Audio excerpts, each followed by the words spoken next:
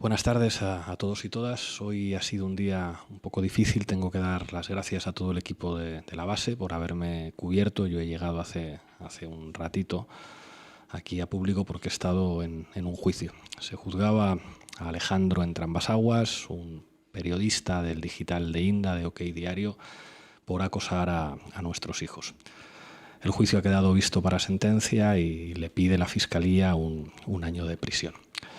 El caso es que esta noticia ha salido en toda la prensa y en muchas televisiones, ha salido en Televisión Española, ha salido en Telecinco, ha salido en la televisión vasca, en la ETV, ha salido en la televisión catalana, ha salido incluso en la web de Antena 3, pero me llama muchísimo la atención que en La Sexta, en el programa de Antonio García Ferreras, el acoso a los hijos de dos figuras que en su momento estábamos los dos haciendo política, como Irene y como yo, no mereciera la atención de su tertulia y, por lo que me dicen, tampoco ha salido en el telediario. Me llama la atención porque normalmente cualquier cosa noticiable que tenga que ver conmigo, con Irene, siempre está en Al Rojo Vivo.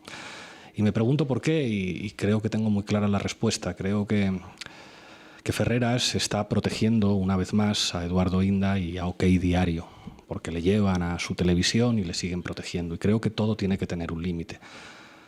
En la base no nos gusta el tipo de periodismo que hace Ferreras, pero os digo una cosa, si a los hijos de Antonio y de Ana les hicieran lo mismo que han hecho a los míos, yo os garantizo que la base iba a estar cerrando filas con Antonio y con Ana, como no podría ser de otra forma. Y creo que ya está bien de que algunos se pongan la medalla de periodistas y estén protegiendo a sinvergüenzas que atraviesan todas las líneas rojas que no se deberían atravesar en una democracia. Bueno, quería deciros esto y empezamos con la base. España da un paso sin precedentes en la investigación de la pederastia en el seno de la Iglesia Católica. El Partido Socialista ha presentado esta mañana en el registro del Congreso su proposición no de ley para que se investiguen los presuntos abusos a menores de la Iglesia. Se trataría de una comisión de expertos liderada por el Defensor del Pueblo, una propuesta similar a la que ha hecho el PNV y que supone un distanciamiento de la solicitud de Podemos, que pide una comisión de investigación en la Cámara Baja. Tres partidos políticos, Esquerra Republicana de Cataluña, Bildu y Unidas Podemos, quieren que el Congreso lo investigue, que haya una comisión de investigación para que se sepa toda la verdad y para que la Iglesia deje de ser obstruccionista. Hay chicos, chicas, adolescentes de 12, 13, 14 años, son perfectamente menores y sí están de acuerdo. Y además deseando, incluso te provoca. Hacerme cargo y a pedir perdón del daño que han hecho por los abusos sexuales de los niños. Bueno, había una grabación que no sé si habéis podido entender todos y todas. Os voy a decir lo que decía. Puede haber menores que sí lo consientan, y de hecho los hay. Hay adolescentes de 13 años que son menores y están perfectamente de acuerdo y además deseándolo. Incluso si te descuidas te provocan. El malnacido que dijo esto se llama Bernardo Álvarez y es hoy obispo de Tenerife. Ojalá existiera el infierno.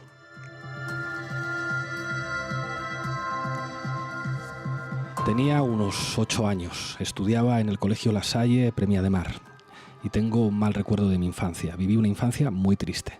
Era un niño muy introvertido, muy solitario, hipersensible. Era un niño diana. Fui acosado, abusado y agredido sexualmente. Vamos a llamarlo hermano L. El hermano L era un tío como muy popular. Era muy extrovertido, muy afable. Era como el gran papá y yo era un niño muy vulnerable. Empezó la historia porque yo empecé a enfermar. Empecé a enfermar cuando estaba en el colegio. Tenía mucha amigdalitis y enfermaba muy rápido. El proceso era llamar a casa, me llevaban a casa y el que me llevaba era él. Y durante esos viajes, ahí empezaron los abusos. Hubo una vez que lo que hizo fue parar el coche. Paramos, entró en la parte de atrás, me incorporó, me puso la cabeza en sus piernas y a partir de entonces me bajó los pantalones, los calzoncillos e intentó masturbarme. Al mismo tiempo que él se masturbaba. Ahí ocurrió algo y él terminó, eyaculó, entiendo, y cuando pasó esto se enfadó muchísimo porque él tenía momentos de violencia, cambios de humor mientras ocurría esto. De repente me echó a un lado y cuando bajó del coche me dijo una frase que se repitió mucho. ¿Ves lo que me haces hacer? En aquel momento yo no sabía que lo que estaba viviendo era horrible. No sabía si era horrible por mí, No sabía hasta qué punto yo tenía la culpa de eso. Era un niño que buscaba protección e inconscientemente pensaba que era el precio que tenía que pagar. El gran punto de inflexión físico fue la violación. La violación ocurrió en la casa de Colonia, verano, entre cuarto y quinto. Estaba jugando un partido de tenis. Alguien me tiró una piedra y me fue a dar en el ojo. Me reventó el cristal de las gafas y tenía todos los cristales incrustados en el ojo. Me llevaron a la enfermería y el encargado era el hermano L. Estuvieron durante mucho rato quitándome los cristales de los ojos. Me quitaron la ropa y me quedé solo en calzoncillos. Él decidió que tenía que quedarme ingresado 24 horas en observación. Me tumbaron, me pusieron una sábana y ya. A la hora de dormir vino él. Y lo que hizo fue decirme que como tenía tanto miedo de que yo me hiciera daño, lo que hizo fue atarme las manos. Me puso de lado y se fue. A partir de ese momento llegó la noche más larga de mi vida de niño. Entré niño y salí superviviente. Durante las siguientes 2 semanas no me bañé en ninguna piscina, ni me puse el bañador ni nada. Tenía miedo de que me llevaran al médico o que alguien pudiera ver que sangraba. No sé cómo conseguí no contárselo a mis padres. Me di cuenta de que era algo súper vergonzoso. Terminó el verano, volvimos al colegio. En quinto de GB, el hermano L era mi tutor. Yo era muy bueno en la creación literaria. A él le encantaba todo eso y lo que hizo fue decirme que me iba a dar clases particulares para sacar todo mi rendimiento.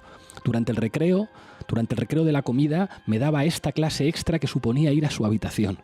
Se sentaba conmigo y repasábamos la redacción. Duraba 3 minutos el máster y luego empezaba el infierno. Al final lo que quería era sentarme encima de él y masturbarse contra mí. Intentó 2 veces que le hiciera una felación. El hermano L está vivo, pero nunca he vuelto a ese pueblo, nunca he vuelto a ese colegio. Me parece imposible. Los delitos están prescritos. Él es un nombre, uno de muchísimos. Creo que de alguna manera yo, el Alejandro que tiene cierta relevancia, puede poner un poco de cara a esto. Porque hay muchos hermanos L. Los hubo y los hay. Uno siente que está manchado por dentro, como esas manchas que no salen nunca. O tiro el suéter o me acostumbro a la mancha y no la veo. Vives con esa mancha y piensas que te la van a ver y que la has creado tú, por mucho que la gente te diga que no. Siempre creí que no me querrían por esto. Esto que les he leído es el testimonio de Alejandro Palomas, un escritor víctima de violaciones cuando era un niño por parte de un cura. Bienvenidos y bienvenidas a La Base.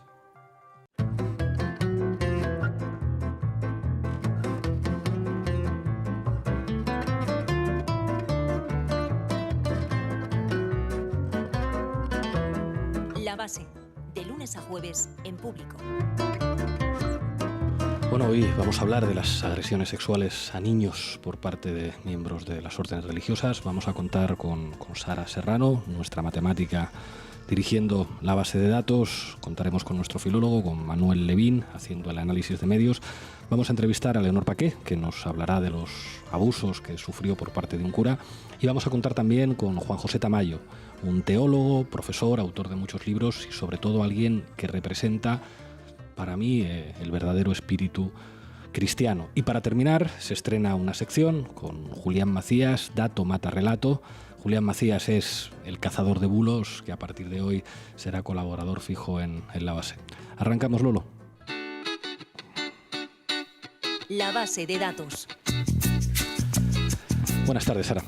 Buenas tardes, Pablo. Hoy vamos a hablar de las agresiones a menores en la Iglesia, como has adelantado, pero en nuestro país la realidad es que se sabe muy poco de la magnitud de este problema. A diferencia de otros países, España no tiene ningún registro público de todas las agresiones que se han producido. La Iglesia contabiliza 220 denuncias a sacerdotes en los últimos 20 años. El diario El País eleva a 611 casos y más de 1.200 las víctimas desde 1945 hasta 2018. Y según datos del Consejo General del Poder Judicial, en los últimos 30 años se han dictado 33 condenas a sacerdotes por abusos a 80 menores de edad. Sin embargo, las asociaciones de víctimas creen que los menores afectados pueden ser muchísimos Bueno, pero más. por lo que sabemos, esta semana la investigación de estas agresiones sexuales, donde hay violaciones, donde hay situaciones gravísimas, entra en una fase crucial. Paralelamente al proceso judicial que ha abierto la Fiscalía, el Congreso está dando los primeros pasos para investigar los casos. ¿Cómo se están posicionando las diferentes fuerzas políticas, Sara? Pues Unidas Podemos, Esquerra Republicana y Bildu han propuesto la creación de una comisión parlamentaria que ha sido admitida a trámite precisamente este martes por la mesa del Congreso. Sin embargo, el PSOE, que inicialmente apoyaba la propuesta, ha optado finalmente porque no haya una comisión parlamentaria y sea el defensor del pueblo, con Ángel Gabilondo al frente, quien lleve a cabo la investigación. Pero a ver, para que todo el mundo lo entienda, ¿cuál es la diferencia, Sara, entre que la investigación la lleve una comisión parlamentaria o que la lleve el Defensor del Pueblo? La diferencia fundamental es que la Defensoría del Pueblo no tiene capacidad para instar a que declaren o faciliten archivos las órdenes religiosas. La segunda diferencia es que mediante una comisión parlamentaria el proceso sería mucho más transparente y además sería de acceso público. ¿Y la Iglesia qué dice de todo esto? El presidente de la Conferencia Episcopal, Juan José Omeya, ha rechazado crear una comisión independiente argumentando que los instrumentos de la Iglesia Católica son suficientes para investigar los casos. Los instrumentos de la Iglesia Católica son que les juzgue Dios cuando les llegue la hora del juicio final. O sea, la Conferencia Episcopal no se ha enterado de la separación entre Iglesia y Estado y que el derecho canónico no puede sustituir nunca a la justicia de los tribunales y, en este caso, a lo que puedan investigar los representantes de la soberanía popular. ¿Y las víctimas qué dicen? Pues las víctimas llevan años reclamando una investigación por parte del Estado y creen que las medidas internas tomadas por la Iglesia no son suficientes. En este sentido, ven como un buen primer paso la apertura de una comisión en el Congreso, pero van más allá y reclaman crear una comisión de la verdad y que los casos de abusos a menores no prescriban. O sea, escuchando la posición de las víctimas y de la Conferencia Episcopal, no quiero pensar mal, pero parecería que el PSOE habría querido llegar a una solución de consenso con la Iglesia Católica para no exponerles a que tengan que declarar con luz y taquígrafos y con todos los medios de comunicación presentes en una comisión parlamentaria. ¿La derecha qué dice? Aunque me lo puedo imaginar. Ciudadanos apoya la creación de una comisión de investigación en el Congreso, pero advierte que no se puede estigmatizar a la Iglesia Católica. Vamos a escuchar a su portavoz, Edmundo Val, en Radio Nacional. Es posible, y yo creo que es deseable, que exista esta comisión de investigación, si bien, en relación exactamente con el contenido de su pregunta, no puede tratarse de una comisión que trate de demonizar o de estigmatizar a una institución, que es la Iglesia Católica, que es una institución legítima, que ejerce sus funciones, que está reconocida incluso en la Constitución española. El PP ha planteado ampliar la comisión a todas las víctimas de agresiones más allá de la Iglesia y precisamente en esta dirección de quitar responsabilidades a la institución eclesiástica y negar que se trata de un problema estructural va Isabel Díaz Ayuso. Todas las instituciones cometen errores, muchísimos más aciertos, la mayoría de ellas. Y están hablando ahora de ese cuestionamiento a la Iglesia. Y oye, yo lo respeto, no vamos a entrar en el fondo porque es lo que pretenden. Nadie cuestiona eso. Pero ¿quién está hablando del patrimonio que nos deja la Iglesia? ¿Quién cuestiona el patrimonio que nos dejan nuestras iglesias, nuestros conventos, nuestros monasterios, el Camino de Santiago? Tantas tradiciones. ¿Cuánto aporta a España el patrimonio que nosotros tenemos? O sea, tú les hablas de violaciones y ellos te dicen que el Camino de Santiago. Y Vox va incluso más allá y considera una aberración que se abra una investigación en el Congreso. Iván Espinosa de los Monteros ha dicho que abrir una causa general contra la Iglesia sería una cuestión ideológica. Vamos a escuchar el fragmento. Que no se puede generar una causa general contra la Iglesia. Es obvio que lo que subyace son criterios puramente ideológicos. Es obvio que quieren acabar con todo aquello que ha hecho de España una nación próspera, moderna. Es obvio que quieren acabar con la Iglesia por el mero hecho de ser una institución que les molesta. Las agresiones sexuales no han hecho de España una nación próspera y modesta. Es repugnante lo que hemos escuchado de Espinosa de los Monteros. Pero de nuevo aquí vemos a la derecha y a la ultraderecha tratando de reducir los casos de agresiones sexuales a casos aislados para no señalar que se trata de un problema estructural en la Iglesia. Esto me suena a un argumentario familiar. Quizá cuando decían que la corrupción de la derecha no era estructural, sino una cuestión de manzanas podridas. Les haré un spoiler. No les va a salir bien esta vez tampoco.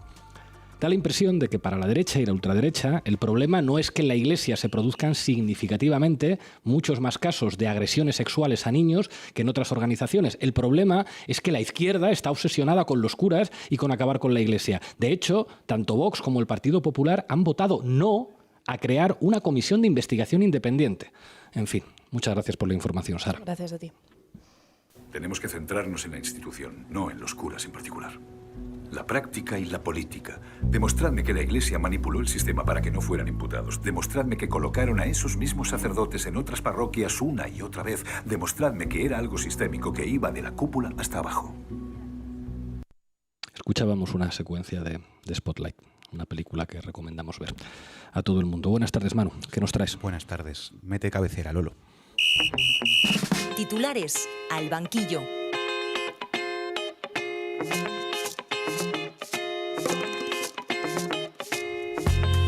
Antes de empezar, un comentario sobre esto último que hemos escuchado de Espinosa de los Monteros, de Vox, cuyo partido se niega a que haya una comisión de investigación parlamentaria sobre las agresiones sexuales en la Iglesia, pero después defiende que haya cadena perpetua para los pederastas, siempre y cuando no sean curas. Claro, si son curas, ni investigar, ni cadena perpetua, ni nada.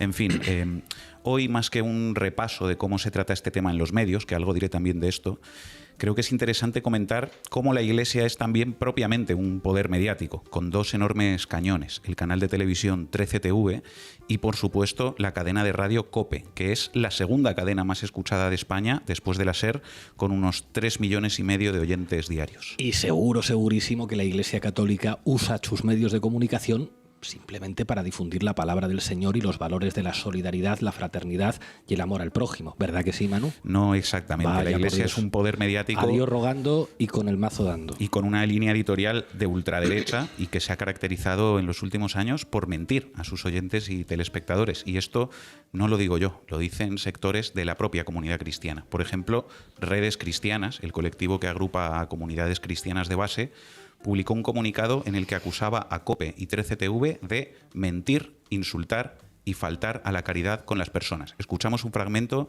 del comunicado de esta red de colectivos cristianos.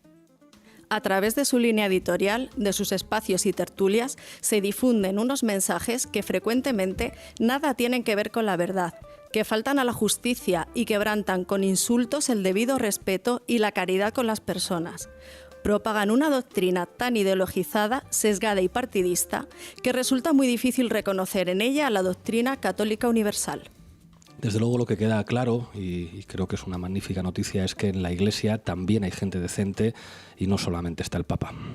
Quiero decir, o sea, que además del Papa hay gente decente, que no es el Papa contra todos, que hay comunidades cristianas de gente verdaderamente buena a pesar de los obispos. Bueno, no hay que olvidar que estos brazos mediáticos de la Iglesia se financian con dinero público, dinero de todos y todas nosotras. Es más, de los más de 250 millones de euros que la Iglesia recauda cada año a través de la casilla de la declaración de la renta, destina a financiar 13TV más del doble de lo que destina a Cáritas. Esto es muy fuerte, o sea que puede haber millones de ciudadanos españoles que son católicos y que deciden marcar la casilla de la Iglesia en la declaración de la renta y que piensan que sus impuestos se están destinando a la caridad y a ayudar a los pobres y en realidad están financiando bulos y mentiras de la ultraderecha. Así es, así es. Entre los rostros más habituales de 13TV está, por ejemplo, Carlos Cuesta, de Vox, colaborador de Javier Negre en Estado de Alarma, director adjunto de OK Diario y colaborador también en varias televisiones como Antena 3 o Televisión Española. O Televisión Española, ¿eh? La televisión pública. Bueno, la realidad vuelve a dar la razón una vez más a Julián Macías, que siempre cuenta que OK Diario es el digital con más tertulianos en las televisiones. Queda claro que en España la ultraderecha mediática tiene eso que llaman los teólogos el don de la ubicuidad. Están en todas partes al mismo tiempo.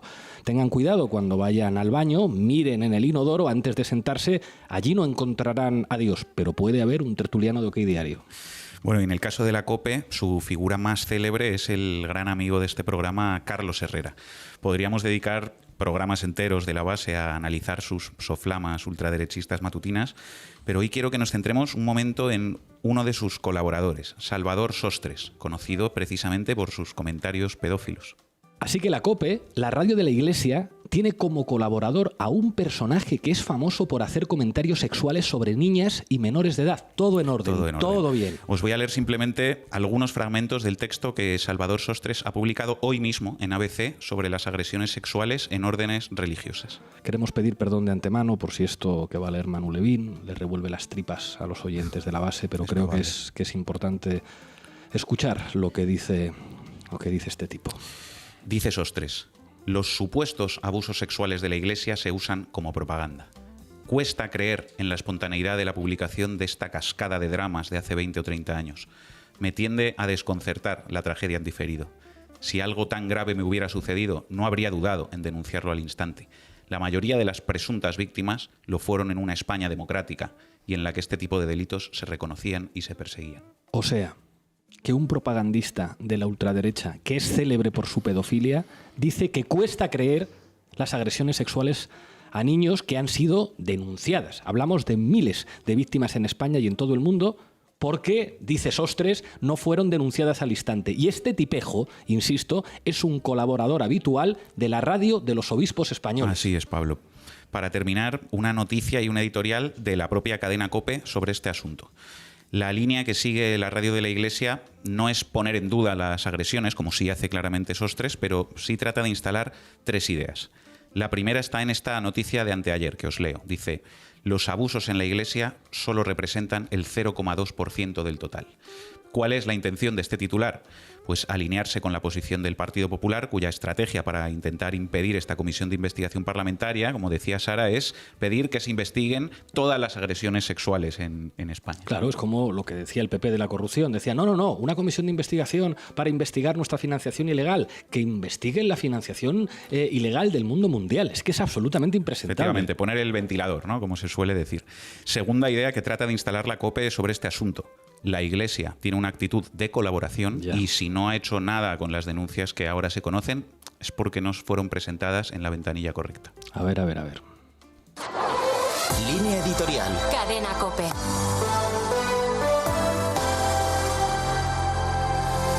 El diario El País ha publicado este domingo un informe sobre supuestos abusos cometidos en el seno de la Iglesia Católica durante las últimas décadas. No es la primera vez que lo hace, acompañando los datos con un relato que parte del supuesto de que la Iglesia en España, especialmente la Conferencia Episcopal, tendría una actitud pasiva, puesto que no investigaría ni prestaría atención a las víctimas. Lo cierto es que las denuncias que ahora se dan a conocer no han sido presentadas ni a las diócesis, ni a la Conferencia Episcopal, ni a las órdenes religiosas, a pesar de que todas estas instancias tienen canales adecuados para hacerlo desde hace tiempo. O sea, a veces duele que no exista el infierno. O sea, claro, el problema no es que las órdenes religiosas hayan intentado tapar las agresiones sexuales, de las que son responsables curas. El problema es que no se enteraron y fue por culpa de las víctimas, que no denunciaron a través de los canales adecuados. Es que es... En fin, último fragmento que vamos a escuchar de ese mismo editorial de la COPE, que contiene la tercera idea que quiere colocar la radio de los obispos y que también nos va a sonar de algo. Todas esas agresiones sexuales que, recordemos una vez más, se han producido durante décadas y en todo el mundo, son casos aislados que hay que separar de la institución de la Iglesia. Hay que distinguir los dramáticos hechos que se denuncian, que merecen ser investigados hasta el fondo, de la imagen construida de una iglesia en la que los abusos habrían sido habituales y la diligencia frente a ellos habría sido escasa o nula. Lo de siempre, casos aislados, manzanas podridas, separar a las personas de la institución. Ya les falta decir aquello de que esto no es una trama de la Iglesia, que esto es una trama contra la Iglesia. En fin, muchas gracias, Manu. Es indignante que todavía la Iglesia Católica, Apostólica, Pederasta y Romana tenga el poder que tiene en este país, cuando todavía continúan ocultando a decenas de miles de pederastas, violadores de niñas y de niños que están en la calle y que a la Asociación Española de Abogados Cristianos no les ofende en sus sentimientos religiosos. Bueno, hoy contamos con Leonor, una víctima. Muchas gracias por atender a la base. Gracias a vosotros. ¿Qué te hicieron, Leonor? No creo que lo que me hicieron a mí sea muy distinto a lo que le hicieron a miles de niños y niñas. Nosotros éramos unos niños, 3 hermanos enfermos de tuberculosis y aconsejaron a mi madre que a 2 de nosotros, a mí y a mi hermano pequeño, nos ingresaran en un sanatorio en Santa Marina, en el País Vasco, en Bilbao. Y pasamos a vivir en un pasillo, en un pabellón, en el monte, divididos por sexos. En un lado de ese pasillo los niños, en otro lado las niñas y en medio el comedor. Y sí, ¿qué pasó? El trato con las monjas era muy duro, era muy cruel. ¿Nos trataban bien? No nos trataban bien. A veces decir esto son solo palabras y a veces se ve con un ejemplo. Por ejemplo, teníamos que tomar medicación, cápsulas de estas de 2 colores de plástico, y nos las echaban en el plato de las alubias o de las lentejas o de los garbanzos. ¿Por qué hacían eso? No lo sé. Y entonces el plástico se deshacía y los polvos, todo, y entonces era una pasta incomible. No sé por qué lo hacían, pero mi hermano, que tenía 3 años, vomitaba, y entonces en ese momento, si me dejaban ir con él, la monja decía: ven con tu hermano a las calderas, que era la planta de abajo, que era una gran habitación con cacharros y con el fuego y tal, donde había 2 cuidadoras laicas, y la monja le decía a las cuidadoras: hasta que no se coma el plato con el vomitado, no suben. Con 3 años. Él tenía 3 años. Esto era una de las cosas que que hacían para que imaginéis cuál era el trato. Era muy cruel. ¿Se lo contaste a alguien entonces? No. ¿A quién se lo contábamos? Creo que intuíamos de alguna manera que ni siquiera nuestros propios padres podían protegernos. Los niños, aunque sean niños, no son tontos y perciben muchas cosas. Entonces lo que ocurría es que en ese ambiente tan hostil había una persona que era muy cariñosa, que era el cura. El cura venía los domingos a dar la misa por la mañana en una capilla que había abajo. A veces me derrumbo. Claro. A ver, y si lo digo consigo no derrumbarme. El cura podía entrar en nuestra habitación siempre que quisiera y las niñas teníamos que hacer reposo en nuestras camitas. Y como él venía tan contento y tan feliz y nos decía cosas tan bonitas y mis niñas y tan guapas, el contraste entre las monjas y él era tremendo y nosotras le queríamos mucho. Era un cura al que queríamos nosotras. Y él elegía una cama y nos peleábamos porque viniera a esa cama. A mí, padre, a mí, para que nos eligiera. Entonces él se sentaba y nos sentaba encima y empezaba a acariciarnos por el calcetín y la faldita y mientras hablaba y contaba historias, las demás niñas escuchaban y era muy agradable. Hasta que llegaba a los genitales y entonces yo me hacía la dormida porque me daba muchísima vergüenza que mis amigas y compañeras se dieran cuenta de aquello que estaba pasando cuando las monjas, si se te veía un poquito la braguita, enseguida te decía cochinota, tápate. Entonces no sabías qué pasaba, te morías. Lo primero era morirte de vergüenza.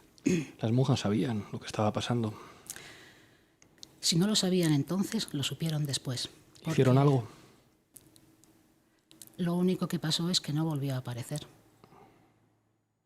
Las niñas un día nos protegimos porque lo hablamos y le dijimos entre todas que nos pasaba a todas, éramos como una docena. Y hicimos una defensa entre nosotras, 7, 8 o 9 años, para que no nos llegara a la peseta, que le llamábamos entonces. A los genitales se le llamaba esas tonterías, la peseta, la rosa. Y nos pusimos como con la ropa muy apretada en la cama, en el cuerpo. Entonces entró una cuidadora en vez de entrar él y nos preguntó que qué hacíamos así. Y es porque llega el padre. Y entonces él no volvió. ¿Cómo te ha afectado eso en tu vida de adulta y en tu sexualidad? He tardado muchísimo en ser consciente de que era una agresión sexual, porque nos han educado en que una agresión tiene que haber por penetración, medio, un pene, pero claro, en niñas de 7, 8 años puede ser muy similar. Y que tiene que haber violencia, te han dicho.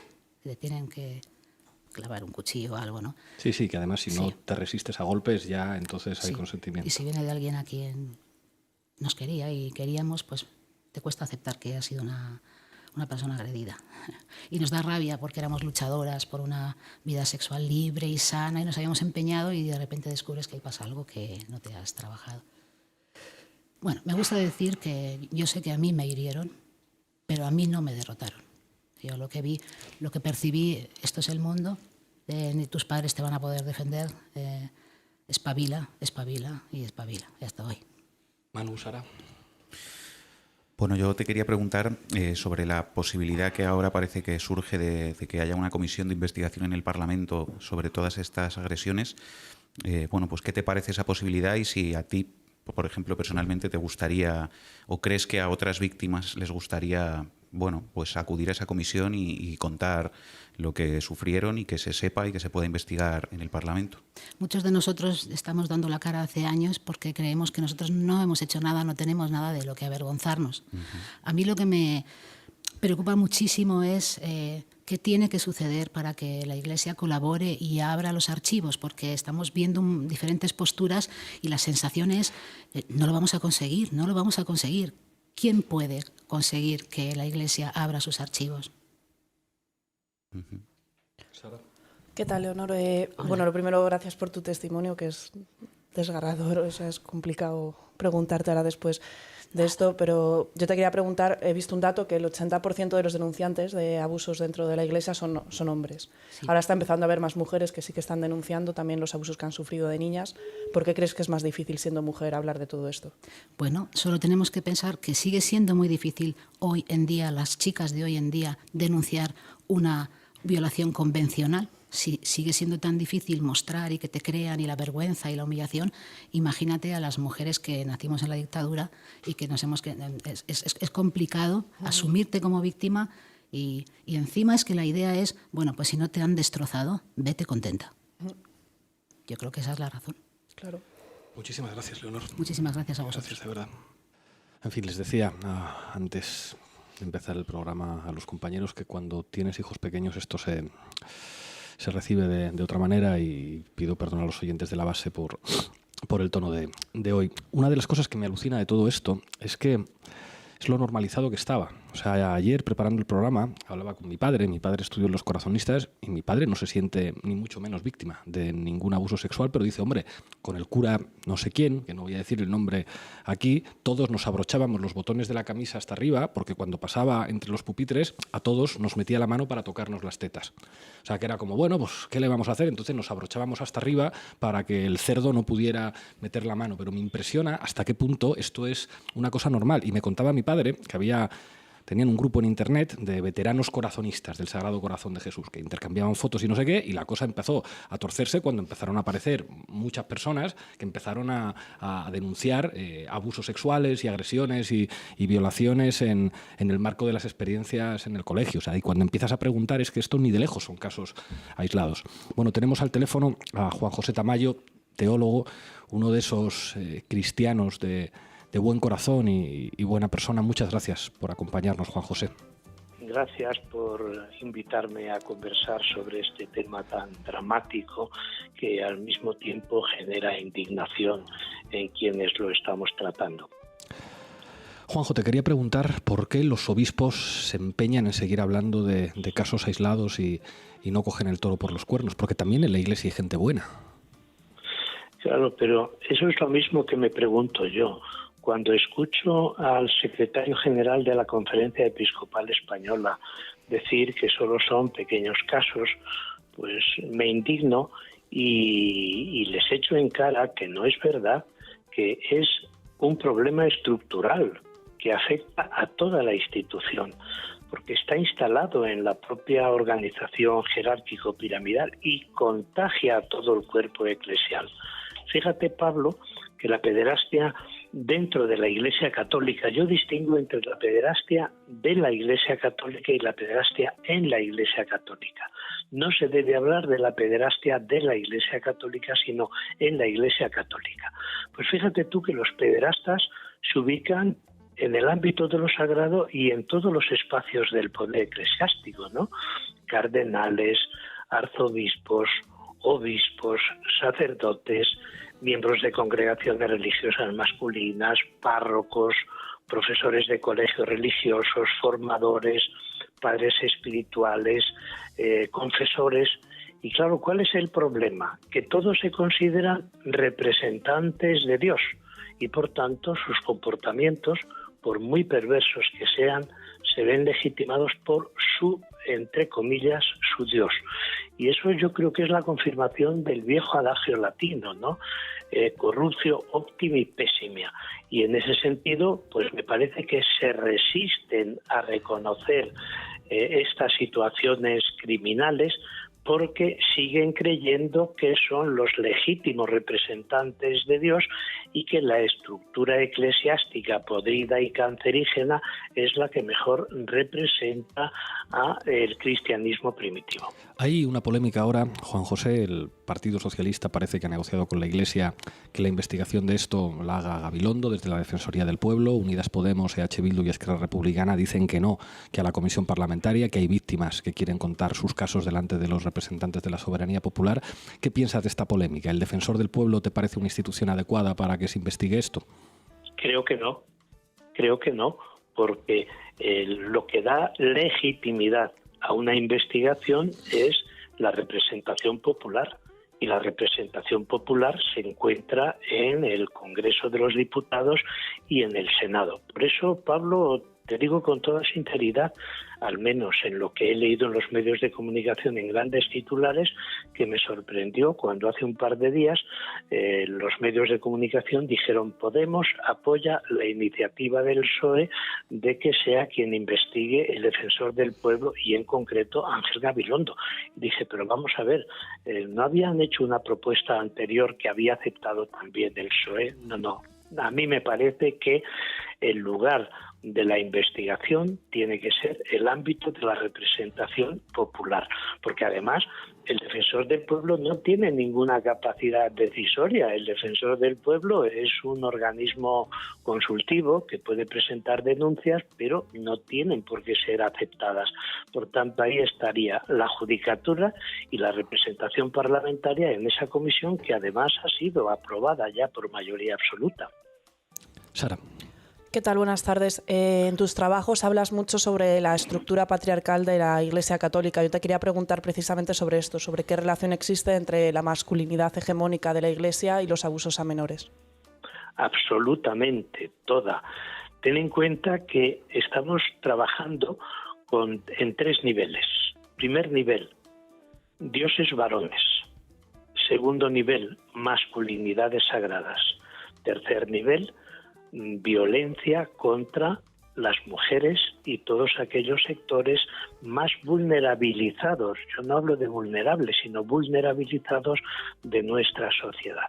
Claro, los dioses varones, ¿qué hacen? Dejarse representar por las masculinidades que tú dices hegemónicas en la sociedad, pero mucho más grave todavía son las masculinidades sagradas que son legitimadas por el dios varón. Y claro, esa alianza, y lo dice muy bien, yo creo, Kate Millett en su libro Política Sexual, dice: el patriarcado tiene a Dios de su lado. Y la propia otra gran feminista, Mary Daly, dice: si Dios es varón, el varón es Dios. Y esa alianza entre las masculinidades sagradas y los dioses varones desembocan precisamente en el poder. Poder sobre las conciencias, poder sobre las mentes, poder sobre la persona y al final poder sobre los cuerpos, que es la mayor destrucción de la dignidad de la persona. Y fíjate, Teo, hasta qué punto esto es grave y contradictorio, que en el primer relato de la creación del Génesis se dice: y Dios creó al ser humano hombre y mujer los creó, a su imagen y semejanza los creó. Y resulta que todo este fenómeno de la pederastia y de la violencia sagrada contra las mujeres es la mayor oposición o el mayor fracaso de ese texto que habla del hombre y la mujer como imagen de Dios. Juan José, muchísimas gracias por atendernos. Te voy a pedir que sigas a la escucha porque quiero que escuches una sección que estrenamos hoy que creo que te va a interesar. Dato mata relato. Aunque ha sido una argumentación pues más radical de la que se acostumbra a escuchar, pero que haya acertado en el análisis que vosotros me proponíais. En este programa la radicalidad, ir a la raíz de las cosas, nos encanta, forma parte de nuestro estilo. Muchísimas gracias, Juan José. Quédate a la escucha. Pues, escucharé con mucho gusto. Mete cabecera, Lolo. Dato mata relato, con Julián Macías. Bueno, hoy tenemos a Julián Macías, el cazador de bulos más famoso de España y de Iberoamérica. Muy contentos de que te incorpores con una sección fija a la base. ¿Qué nos traes esta semana? Pues nada, la alegría es compartida, la verdad es que es un honor estar aquí con vosotros. Y bueno, ya que hablamos de abusos de menores desde la Iglesia, bueno, y el ocultamiento de los mismos, creo que uno de los casos más emblemáticos es el de Marcial Maciel, fundador de Legionarios de Cristo, y también sus vínculos con la derecha en España y en América Latina. Háblanos de este tipo, de Marcial Maciel. ¿Quién es? Bueno, pues Marcial Maciel fue el fundador de Legionarios de Cristo, como te decía, que es una organización ultracatólica vinculada a élites económicas, tanto en México como en España, y entre algunas de sus fechorías, bueno, pues está la violación, ya, es decir, consignadas y probadas de más de 60 menores, que aparte fueron ocultadas por décadas por la Iglesia, principalmente durante el mandato, el papado de Juan Pablo II, principalmente porque atraía las donaciones de grandes fortunas de esta élite económica, pero también porque era una organización anticomunista, cuestión que coincidía también con la ideología de Juan Pablo II. Pero yo creo que para poner un poco en antecedente, creo que estaría bien escuchar un fragmento de la Sexta Clave donde lo explica, y que bueno, creo que es bastante interesante. Mete el vídeo. También hay gente en la Sexta que hace cosas decentes. Marcial Maciel es un pederasta, es un depredador sexual, es un violador. Es un hombre que al tiempo que estaba en la fe, al tiempo que estaba en los Legionarios de Cristo, tenía 2 familias con 3 hijos de 2 mujeres diferentes. Es un hombre que consumía cocaína sin ningún tapujo. Y es un hombre que desde que fundó los primeros seminarios de la organización abusaba de menores. 60 niños demostrados, comprobados en 60 años. Eso es lo que con total seguridad se ha podido probar, pero se sabe que han sido muchos más. Lo que pasa es que ni han denunciado ni se sabe dónde están. Bueno, Julián, ¿y a qué se dedican ahora los Legionarios de Cristo?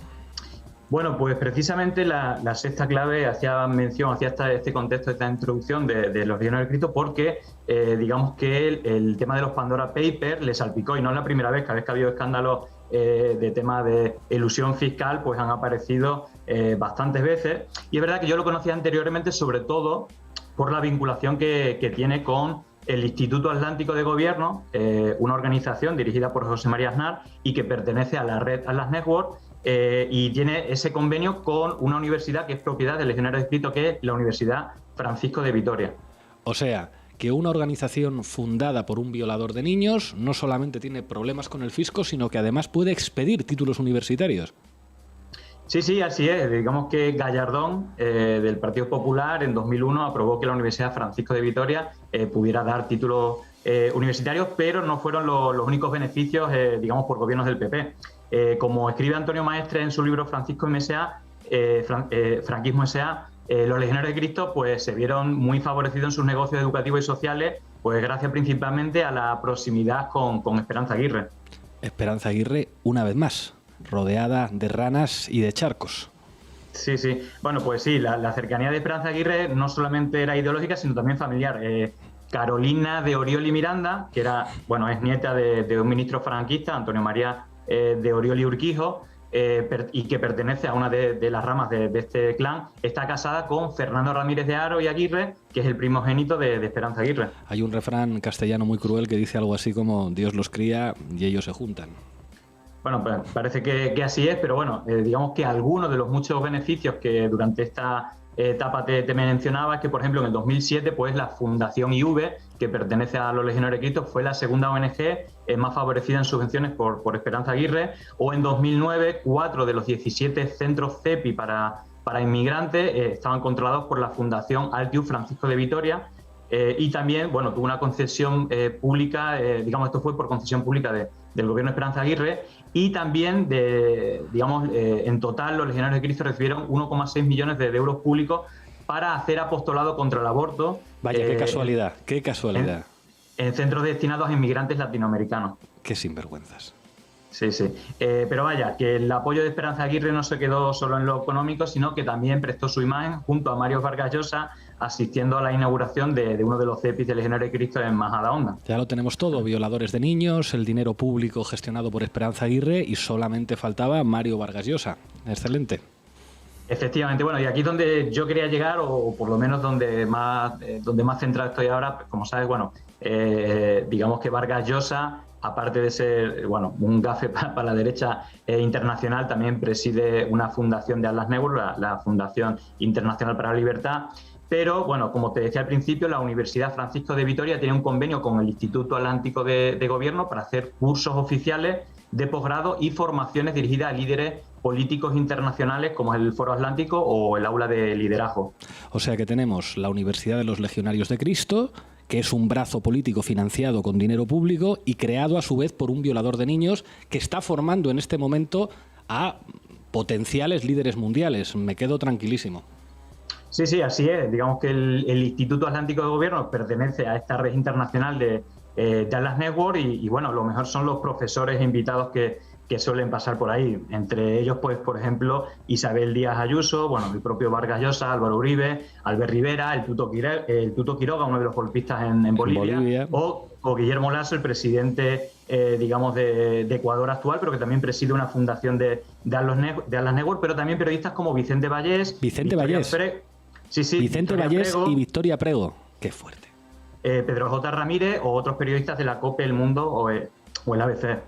Bueno, si los oyentes se preguntan por qué las televisiones y las radios más importantes no hablan de esto, pues creo que ya tienen aquí ustedes la respuesta. Es alucinante. Sí, bueno, a ver, parece que los medios, bueno, muchos de los medios, ¿no? Tampoco hay que generalizar, pero sobre todo cada vez más habitual desde los medios de la derecha, pues tienen que contar su propio relato que muchas veces es muy distinto de la realidad y, bueno, cuando se dan datos, pues esta realidad alternativa se tumban. Pero bueno, como ya sabes, el dato mata relato. Eres bueno, Macías, cuídate, que buena falta nos hace cuidarnos. Nos vemos aquí la semana que viene. Venga, un abrazo. Chao. Bueno, llegamos al final. Ha sido un programa duro, un programa difícil. Vamos a acabar con una canción en euskera. Es un tema del grupo vasco Txea Mais, que se llama Negua Joan Data, porque el invierno ya se ha ido. Se la queremos dedicar a todas las víctimas de agresiones sexuales por parte de curas. Hasta mañana.